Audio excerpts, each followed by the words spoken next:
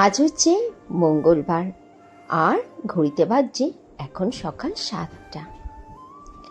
চলে এসেছি নতুন একটি ব্লগ নিয়ে।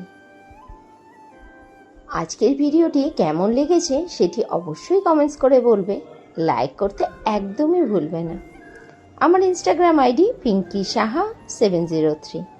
প্লিজ আমাকে ইনস্টাতে ফলো করে নিও। অ্যাবাউট আর ডেসক্রিপশানে আমার ইনস্টা লিঙ্ক পেয়ে যাবে।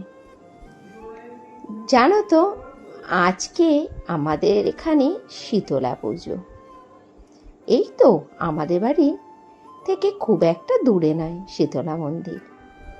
যাব মন্দিরে পুজো দিতে। সকালবেলা উঠেই ফুল তুলে নিচ্ছি। জানো তো, আমাদের বাড়ির গাছে খুব সুন্দর ফুল ফোটে। যা ফুল ফোটে সারা বছরই মোটামুটি কম বেশি হয়েই যায়, কিনতে হয় না খুব একটা বাজার থেকে। যখন শীতের দিনে একদমই ফুল পাওয়া যায় না তখন গাঁদা ফুল কিনতে হয়। এবছর তো আমি শীতে গাছও করিনি, এই জন্য এই বছরটারও বেশি করেই ফুল কিনতে হয়েছিল। সময়ের অভাবে এবার আর ফুল গাছগুলো করতেই পারলাম না। খারাপ লাগছিল শীতের দিনে যে আমার টবগুলো ফাঁকাই পড়ে রইল, শুধু একটু সময়ের অভাবে গাছগুলো করতে পারলাম না। ফুল তুলে তারপরে চলে এলাম নিত্যকর্মে। ঘরদোরগুলো গুছিয়ে নিচ্ছি। আজ জানো তো, রান্নাঘরে ছুটি। আমাদের এখানে শীতলা পুজোর সময় প্রতিটা বাড়িতে রান্নাবান্না বন্ধ থাকে।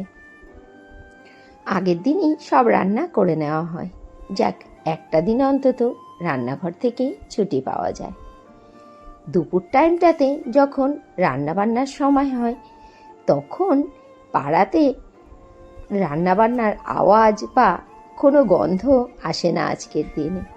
প্রতিদিনই দুপুরবেলাতে প্রতিটা বাড়ি থেকে ছ্যাঁত ছুত করে আওয়াজ রান্নার বা নানা রকমের রান্নার গন্ধ আসে।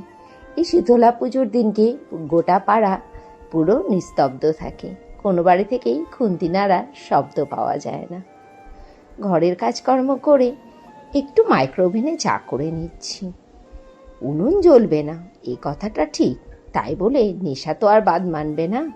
চাটা মাইক্রোওভেনেই করে নিলাম। আমার ইলেকট্রিক কেটলিটা খারাপ হয়ে গেছে, নইলে তো ইলেকট্রিক কেটলিতেই চাটা করে নিতাম। বড়মশাইকেও দিয়ে দিলাম চা। হ্যাঁ, উনি তো এখন আবার বাড়িতেই রয়েছে।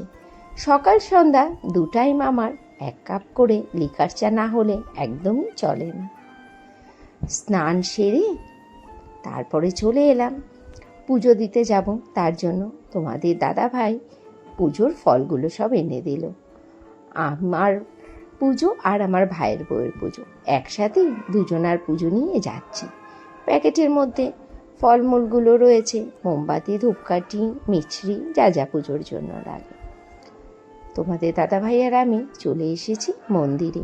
এসে দেখছি অনেক লোকজনেরই ভিড় হয়ে গেছে। তখন প্রায় সকাল 10টা বাজছে। আমাদের এই মন্দিরটা না খুব সুন্দর, গেলে যেন মনে হয় বসেই থাকি। এদিকে এসে দেখছি পুজোর জন্য পুরোপুরি প্রস্তুতি চলছে। আর এই যে গাছটার গোড়ায় সবাই মোমবাতি, ধূপকাঠি এগুলো সব জ্বালিয়ে দেয়। আমি পুজোর সামগ্রীগুলো হাতে হাতে সব ভেতরে দিয়ে দিচ্ছিলাম। দরজায় ছিল প্রচণ্ড বেশি ভিড়, তাই জানলা দিয়ে দিচ্ছিলাম। আজ কিন্তু আমাদের বাড়ি এখানে কারো বাড়িতে উনুন জ্বলবে না, এটা তো আগেই বললাম। পুজো শেষে যখন কুলো ভাসানো হবে তারপরে প্রতিটা বাড়ির চুলোতে পড়বে আগুন। যাক, একটা দিন রান্নাঘর থেকে ছুটি পাওয়া যায়। এই যে গাছের কথা বলছিলাম, এই বট গাছটার গোড়ায় সবাই জল দেয় আর মোমবাতি ধূপকাঠি দিয়ে দেয়। আবার ফেরত চলে এলাম দুপুরবেলাতে। আজ তো সকালে দই চিড়ে দিয়েই ব্রেকফাস্টটা সারা হয়েছে। এখন বাজে 2:30। প্রতিষ্ঠা একটা ব্যাট নিয়ে মশা মেরে বেড়াচ্ছে। দেখে নাও দুপুরের খাবারে কী রয়েছে। রয়েছে পান্তা ভাত, ঝিঙে আলু পোস্ত, মুগের ডাল, সজনে ডাঁটা চচ্চড়ি, আলুর চোখা মাখা, বড়া ভাজা, আর রয়েছে এখানে ডাল চানাচুর, কাঁচা লঙ্কা, গন্ধরাজ লেবু। এই খাবারটা খেতে খুব ভালো লাগে জানো। আমার বাপের বাড়িতে শীতলা পান্তা হয় না। আমার ভাইয়ের বউরা অপেক্ষায় থাকে কখন দিদি এই ভাতগুলো পাঠিয়ে দেবে। এবছরও টিফিন বক্স ভরে পাঠিয়ে দিয়েছি। আবার ফেরত চলে এলাম রাতের বেলাতে তৈরি করে নিলাম গরমা গরম ফুলকো ফুলকো লুচি আর হিংফোড়ন দিয়ে আলুর দম। আজকের ব্লগটা এখানেই শেষ করছি।